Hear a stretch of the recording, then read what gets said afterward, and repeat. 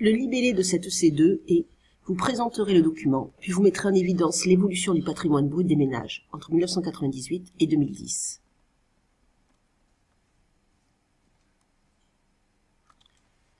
La première partie de l'EC2 est d'abord de présenter le document.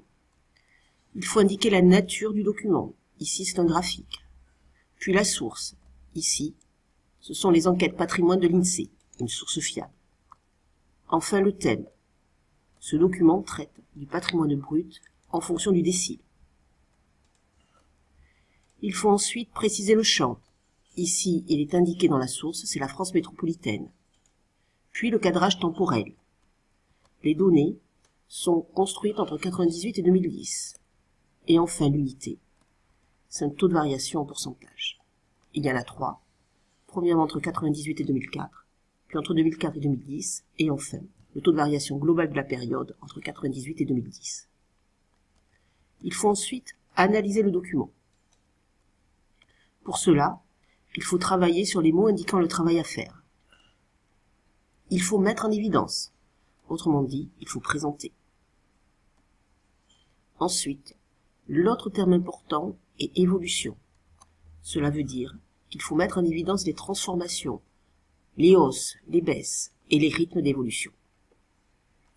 On peut alors reformuler la question. Comment ont évolué les patrimoines bruts? Première question, selon le décile de patrimoine, tous les ménages ont-ils connu une évolution identique de leur patrimoine? Mais aussi, on peut se demander si ces inégalités de patrimoine ont augmenté, ou bien si elles ont baissé.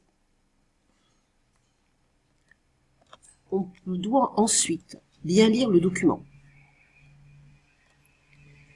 Dans l'axe vertical, on a l'évolution en pourcentage du patrimoine brut.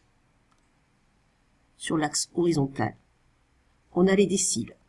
Comme l'indique la note en dessous du document, un décile est la valeur de la variable qui partage une population en 10 parties égales du même effectif. Prenons un chiffre. Ici, il peut être lu de la manière suivante.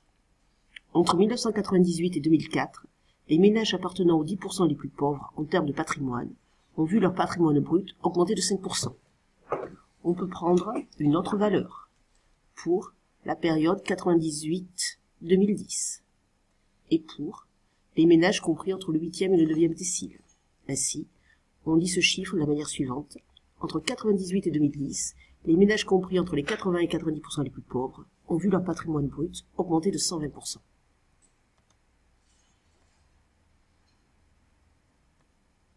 Ce document va donc nous permettre de comparer les évolutions de patrimoine brut selon le décile et la période. On va donc pouvoir répondre à deux questions.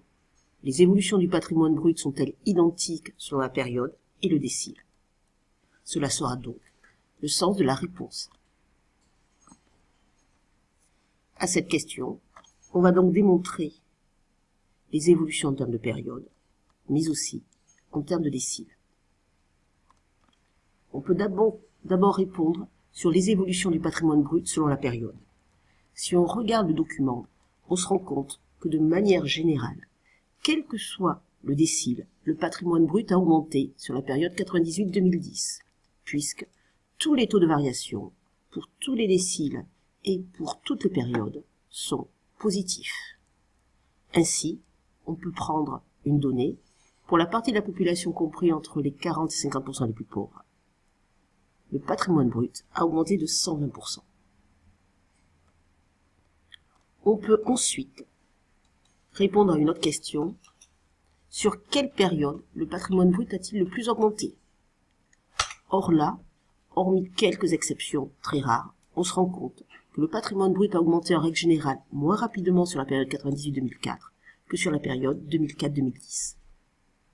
Ainsi, pour les 10% les plus riches, le patrimoine brut a augmenté de 40% dans la première période, 60% dans la seconde. Le rythme d'évolution a donc été multiplié par 1,5.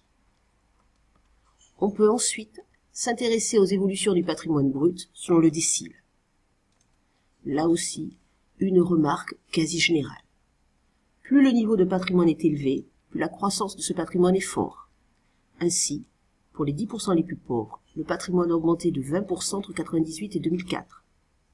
Or, la croissance a été 6 fois plus forte pour les 10% les plus riches. Leur patrimoine brut a augmenté de 120%. Ainsi, en conclusion, on peut donc dire que les niveaux de patrimoine brut ont augmenté pour toutes les catégories de la population. Simplement, cette augmentation a été plus rapide entre 2004 et 2010. Elle a été aussi plus rapide pour les plus riches. Les inégalités de patrimoine ont donc augmenté.